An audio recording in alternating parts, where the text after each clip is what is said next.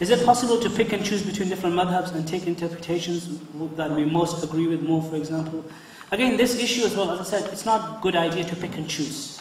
Because what happens is that we start following our desires. And we say, okay, slowly, we'll become really relaxed and lax about the whole situation. But as I said, if there are genuine situations of need and necessity, then maybe, maybe just consult a scholar and then take it from there.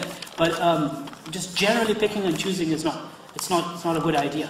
And some of the imams earlier on, the Salaf, they said that, if somebody was to pick and choose, مَنْ أَخَذَ بِنَوَادِرِ الْعُلَمَاءِ فَقَدْ خَرَجَ عَنِ الْإِسْلَامِ. Sometimes you can pick and choose, all the imams, besides the fourth school, even the other imams, they all have isolated opinions. If somebody wants to go and pick, choose all the isolated, easy opinions, you could make a religion that is made by shaitan and nobody else. Really. You can find something by Imam al-Awza'i, wherein he goes against the whole ummah. You take that easy ruling. You go to Imam Sufyan al-Thawri, take that easy ruling which is against the whole ummah. Put that in your book. Take something from the Shafi'i, the Hanafi, the Maliki. You can just make a book of rukhsas, book of concessions. There's no Islam, you don't have to really do anything then. So, be very careful. Is it permissible to get your qurban? Again, this is not related to the topic. This person, you can ask me directly, inshallah. There's a name of charity. I don't like to name names. How do you know if your qurbani, which is udhiyah, accepted or not? Okay, you can just speak to me about this, inshallah. Unfortunately, I missed the first part of the talk. My talk, I guess. Are you talking about my talk, yeah? I have the first talk. I have no knowledge of madhabs. Where is the best starting point you would recommend me? It depends. I think it depends. If you want to learn about madhabs, or do you want to learn how to pray, etc., first from a madhab? Sometimes it's better to learn how to pray and things like that according to a particular school, and then go into the madhabs. But if you don't feel comfortable and you don't feel confident to learn a particular madhab, but you want to know about the madhabs before you actually learn, then fine, there are a lot of books. There's a book in English written by one of my teachers, Sheikh Taqi al-Uthmani, Legal Status of Following a Madhab. You can read that book. There are a lot of books on the topic. Sheikh Abdul Rahman Ibn Yusuf, who just spoke before me, his brilliant book, Fiqh al-Imam, a great book, where he talks about the many evidences and about these different issues. But that's again going to specific topics. The issue of following a madhab itself, the legal status of following a madhab is a good book that you can read in English. Maybe start off with that, and then inshallah, you could ask me some other time. We could look at some more books. There's quite a few things on the internet, maybe some talks, some lectures here and there, I don't know, but make sure you listen to reliable people. What are the prerequisites of a mujtahid? I think the first speaker, did Sheikh Abdul Rahman talk about this? He didn't talk about this? Because he was supposed to talk about this. I spoke to him last night and he said he was going to talk about this. Are there ijtihad on qat'i issues? Interest? No. Okay, this isn't the topic. Sorry, good question. There's two parts of this question. Prerequisites of a mujtahid, that's a topic on its own. You need a 2-hour lecture on that.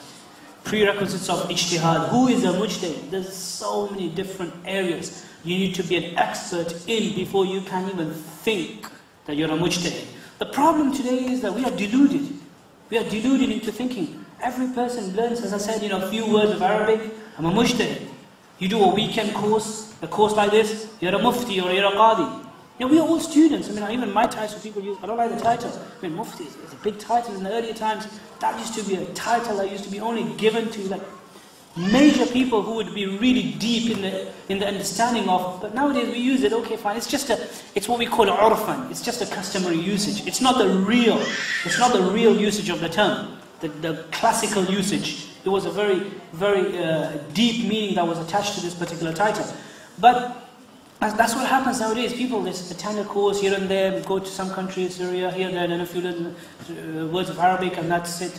Sheikh, come. I'm finishing, just 2 minutes. Inshallah.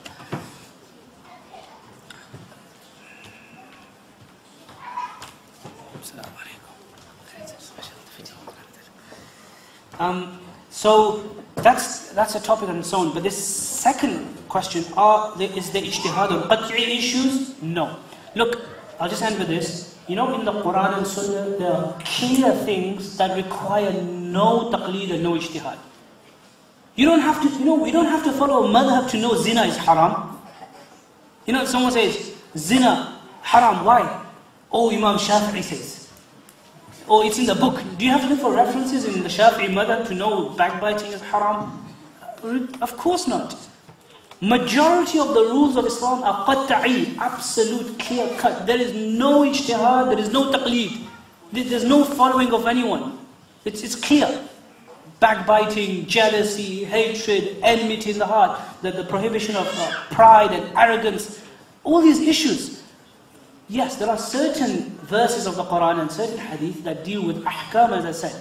When we find, for example, contradiction. There's a hadith of the Messenger ﷺ says that La salat illa bi fatihatil kitab. There is no salah if you don't read Fatiha. There's another hadith where he says that Man kana lahu imamun fa qira'atul imami qira'atul lahu. Whoever has an imam's recitation is sufficient for him. You don't have to read behind the imam. Now these are two apparently contradicting. What do? Do you just use your own intellect and try to see which one you want to act upon? Or you leave it to the research done by thousands of scholars over thousands of years, as I explained, and follow what they said.